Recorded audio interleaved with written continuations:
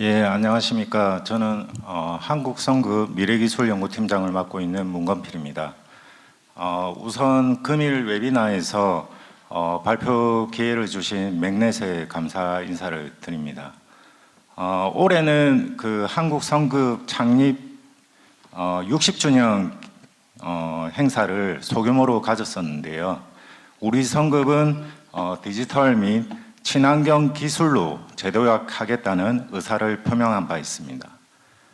친환경 기술은 디카보나이제이션과 연계되며 어떻게 보면 선박에서 탈탄소화하는 과정에서 가장 중요한 위치를 차지하는 것이 선박 미래 연료가 아닌가 싶습니다.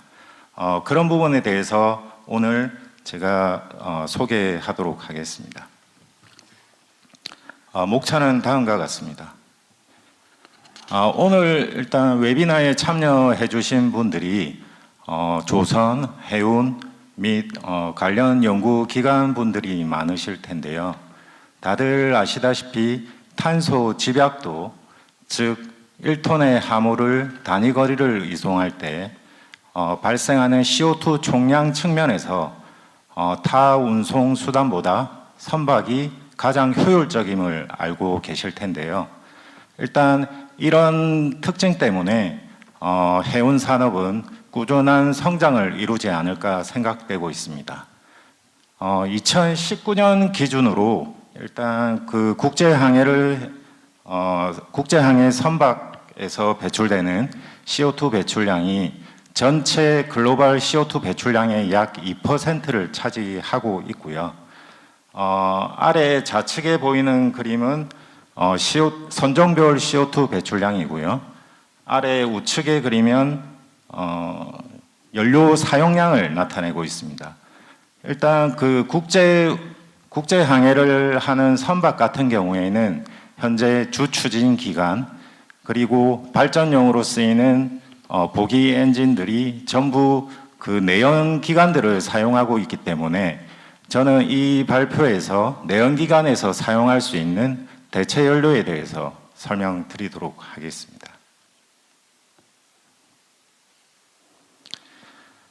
일단 앞서 그 이태훈 검사원님께서 말씀드렸듯이 IMO는 GHG 초기 감축 전략을 채택한 바 있습니다. 그래서 지금 코로나 때문에 지연되고 있지만은 2023년에 일단 GHG 감축 전략을 최종 확정 지을 예정으로 있고요. 일단 그 카본 인텐시티 기준으로 2008년 대비 2030년까지 40%를 최소 저감을 해야 되는 상황이고요. 그리고 2050년까지 GHG 배출량을 최소 50% 이상 저감해야 되는 상황입니다. 나아가 IMO에서는 2100년, 즉 금세기 내에 제로 GHG 에미션을 목표로 설정한 바 있습니다. 일단 그 선박 배출 GHG를 감축할 수 있는 기술로는 다양한 방법들이 있는데요. 기술적 조치, 그리고 감속 운항을 포함하는 운항적 조치들 등이 있고, 그리고 현재 일단은 그 대체 연료 부분도 중요한 부분이 있는데요. 일단은 현존선의 주요 추진 기관으로 내연 기관들이 사용되고 있기 때문에 앞서 설명드렸듯이 내연 기관에 사용할 수 있는 대체 연료에 국한하여 집중적으로 살펴보도록 하겠습니다. 지금 IMO에서 GHG 감축 전략을 발표함과 동시에 일단 다수의 기관들에서 그 미래 연료에 대한 시나리오를 발표를 하고 있는데요. 저는 클락슨 리서치 그 리포트를 참고해서 설명드리도록 하겠습니다. 상기 그림은 그 2019년 10월에 발표한 자료이고요. 하기 그림은 2020년 3월에 발표한 자료입니다. 일단 발표 그 그림을 보시면은 6개월 차이임에도 불구하고 다소 전망치가 크게 좀 차이 나는 것을 알 수 있는데요. 일단 LNG LNG 기준으로 먼저 말씀드리면 LNG 같은 경우에는 지금 2030년까지 지속적으로 증가하다가 서서히 감소하는 경향을 보였는데요. 이러한 그 LNG의 그 발주 정점을 보시면은 2019년도 자료보다 다소 앞당겨진 것을 볼 수 있습니다. 그리고 제로 카본 퓨얼 같은 경우에는 지금 2030년 이후에 이제 지속적으로 증가할 것으로 예상되고 있는데요. 일단은 2019년도 자료 대비 이러한 그 발주량 기울기가 더욱더 가파르다는 것을 확인하실 수 있을 겁니다. 그리고 오일을 주로 사용하는 선박에 같은 경우에는 지속적으로 감소함을 확인할 수 있습니다.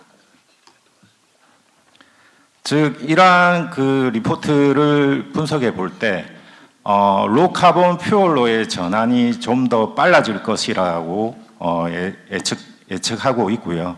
그리고 제로 카본 퓨얼, 즉 탈탄소화의 과정이 조금 더 앞당겨지리라는 예측을 하고 있다고 보시면 될 것 같습니다. 다음으로는 그 시막, 즉 그 국제 내연기관 협의체에서 발표한 포지션 페이퍼 내용인데요. 일단 미래 연료 같은 경우에는 지금 신재생 에너지, 즉 풍력, 태양광, 그리고 지열을 활용해서 생산해낸 전기 에너지를 활용하고, 그러한 전기 에너지를 활용해서 수전의 시스템을 통해서 물을 전기 분해하여 수소를 일단 생산해냅니다. 이러한 수소를 활용해서 다양한 합성 공정을 통해서 신서식 퓨얼 혹은 이 퓨얼로 불리는 대체 연료를 생산해내고, 이러한 연료들이 향후에 지속적으로 활용될 것으로 예상하고 있습니다. 수소 같은 경우에는 지금 인랜드 shipping이나 쇼트시 shipping 분야에 적용될 수 있고, 또한 수소가 중요한 부분은 이러한 제로 카본 퓨얼을 생산해내는데 스타팅 프로덕트로 활용된다는 뜻에서 아주 이러한 수소의 활용 부분을 주의 깊게 보실 필요가 있고요. 다만 이러한 합성 공정을 통해서 그리고 리뉴어블 에너지를 활용한다는 점에서는 막대한 예산이 필요하다는 점이 지금 조금 쟁점 사항으로 남아 있는 상황입니다. 다음으로는 지금 미래의 대체 연료에 대해서 한번 장단점 및 각 연료의 특징을 한번 살펴보도록 하겠습니다. 그림에서 일단 다양한 그 연료에 대한 물성을 나타냈는데요.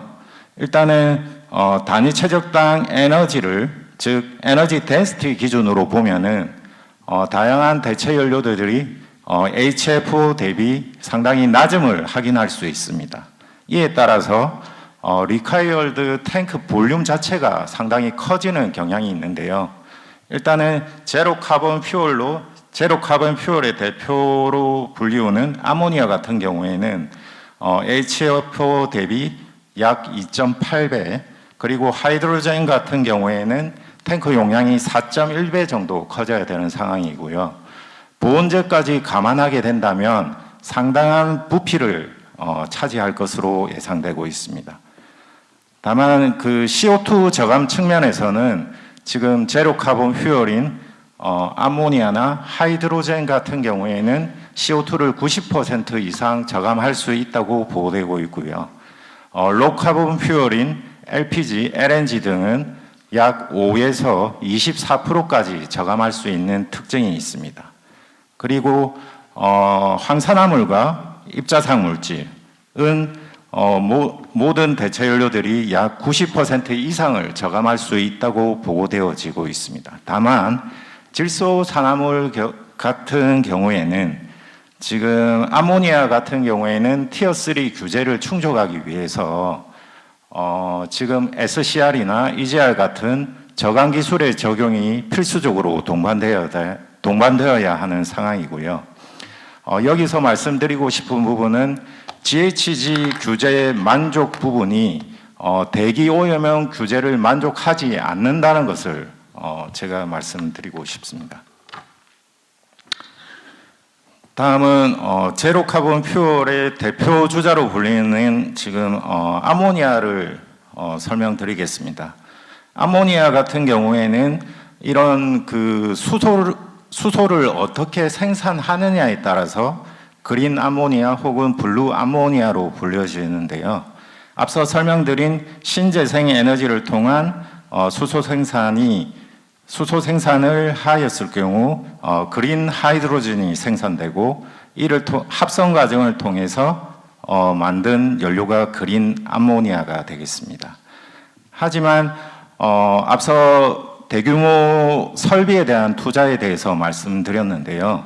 이러한 아모니아를 선박에 활용하기까지 대규모 생산 설비가 필요한데 이러한 생산 설비를 구축하는데 약 육상에만 1.2에서 1.6 트릴리언 달러, 즉 약 2천조 원의 예산이 필요합니다. 이러한 예산에 대한 확보 부분은 나중에 좀 추가적으로 설명을 드리겠습니다. 지금 내연기관 기준으로 암모니아 엔진 개발이 한참 이루어지고 있습니다.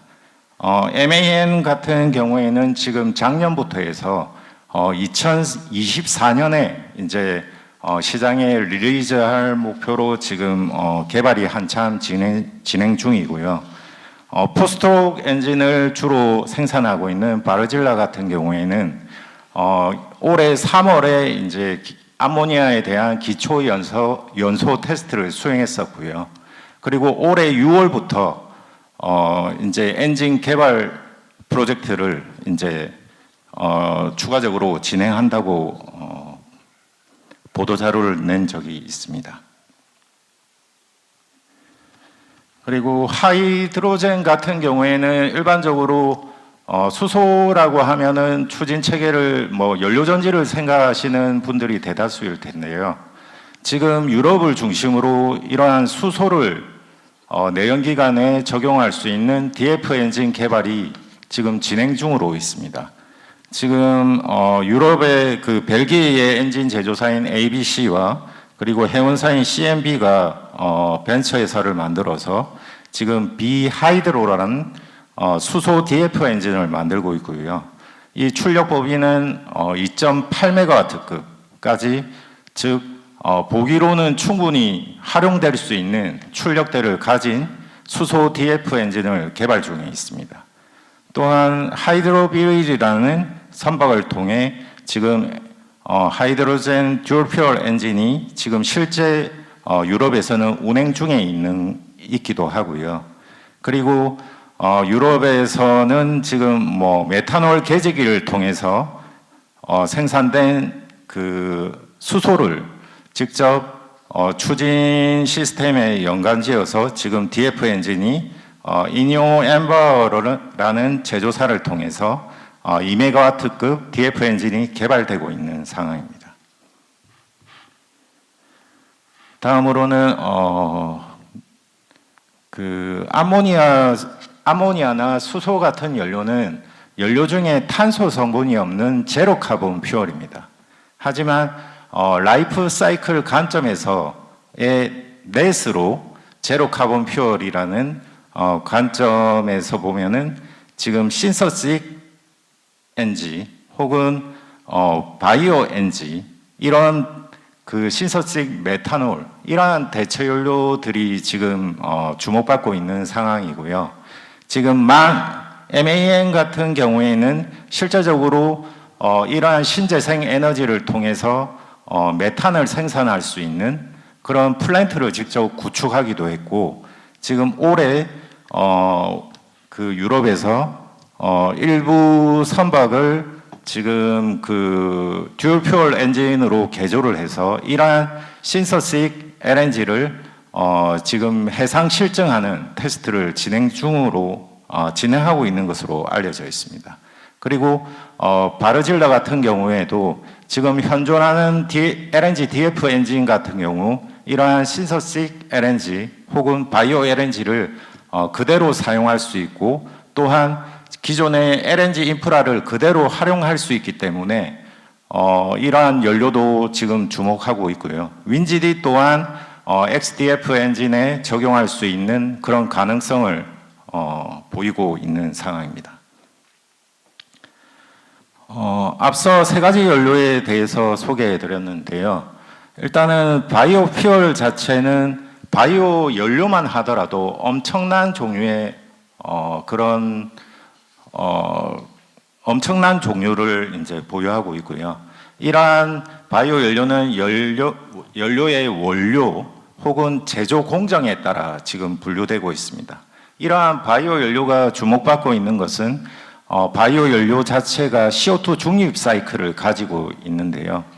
이러한 CO2 중립 사이클 때문에 근본적으로 CO2를 저감할 수 있는 이펙트가 있기 때문에 이러한 바이오 연료에 대한 혼합유로서의 적용에 대한 실증이 지금 현재 이루어지고 있는 상황입니다. 그래서 지금 머스크나 CMA, 하팔로이드, MSC 등은 지금 기존의 VLSFO에 약 20%의 바이오 디젤을 혼합해서 지금 일부 항로에 투입했고 이러한 바이오 디젤 혼합유에 대한 실증을 테스트를 마무리 지은 상황입니다. 물론 바이오 연료에 대한 생산량에 대한 한계성 그리고 함산소 연료인 바이오 연료의 혼합에 따른 낙스 증가에 대한 단점은 있겠지만 지금 EEXI 규제가 도입된다면 이러한 바이오 퓨얼을 도입함으로써 운항적 조치, 즉 감속 운항 등과 함께 이 CO2 규제를 만족할 수 있지 않을까라는 접근에서 지금 바이오 연료에 대한 실증이 많이 이루어지고 있다고 보시면 될 것 같습니다. 다음으로는 연료 외에 이러한 그 후처리 시스템에 대한 연구도 진행 중에 있는데요. 이러한 CO2 후처리 시스템으로는 크라이오제닉 프로세스를 통한 회수 방법 혹은 육상에서 지금 흔히 적용되고 있는 CCS에 대한 선박 적용에 대한 연구가 진행 중에 있습니다. 그래서 이러한 대체 연료에 대한 연구 외에 혹은 실증 연구 외에도 정부 R&D를 통해서 이러한 후처리 시스템의 개발에 대해서도 일부 적극적인 지원이 필요하지 않을까라는 점에서 좀 본 주제와는 동떨어져 있지만 소개를 시켜드렸습니다. 다음은 요약 부분인데요.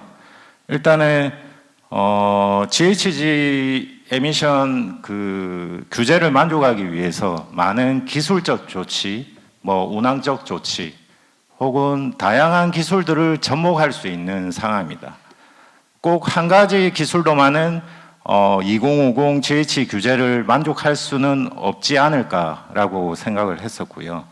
이러한 강화되는 GHG 규제를 만족하기 위해서 일단은 다른 대체 동력원도 함께 개발되고 적용될 거지만 기존의 내연기관도 이러한 GHG 감축을 할 수 있는 제로 카본 퓨얼 혹은 넷 제로 카본 퓨얼을 적용함으로써 GHG 규제를 대응해 나갈 수 있지 않을까 생각해 봤습니다. 또한 이러한 제로 카본 퓨얼 자체는 어떻게 보면 내연기관에 적용하더라도 CO2는 일정 부분 배출되기 때문에 이러한 CO2 저감 측면에서는 리뉴어블 에너지를 통해서 생산해낸 그런 GHG 대응 연료만이 향후에 각광받을 것으로 예상됩니다. 지금 내연기관의 이제 연료별로 한번 제가 예측하는 그래프를 나타냈는데요. 퓨얼 오일을 사용하는 선박에서는 단기간에 바이오 퓨얼에 대한 블렌딩 바이오 퓨얼이 적용되지 않을까 생각을 해봤었고요. 만약에 CO2 후처리 시스템이 적용된다면 후처리 시스템과 함께 바이오 블렌딩 퓨얼로 2030 규제치는 충분히 달성할 수 있지 않을까라는 생각을 해봤었고요. LNG 연료 추진선 같은 경우에는 바이오 엔진이나 혹은 신서식 엔진을 혼합함으로써 일부 GHG 저감 효과를 볼 수 있을 거고, 향후에는 바이오 엔진 혹은 신서식 엔진로 완전히 대체하면서 GHG 규제를 충족해 나갈 수 있지 않을까 생각해 봤습니다. 그리고 메탄올 연료로 추진하는 선박 같은 경우에도 LNG와 유사하게 신서식 메탄올을 활용할 수 있는 그런 신서식 메탄올을 활용해서 GHG 규제를 충족할 수 있고, 또한 LPG를 사용하는 선박 같은 경우에는 지금 어차피 그 제로 카본 퓨어린 암모니아 그 엔진으로 쉽게 전환이 가능하다는 장점이 있기 때문에 향후에는 LPG 엔진이 규제가 강화된다면 지금 암모니아 엔진으로 개조해서 GHG 규제를 만족해 나가지 않을까 생각해 봤습니다.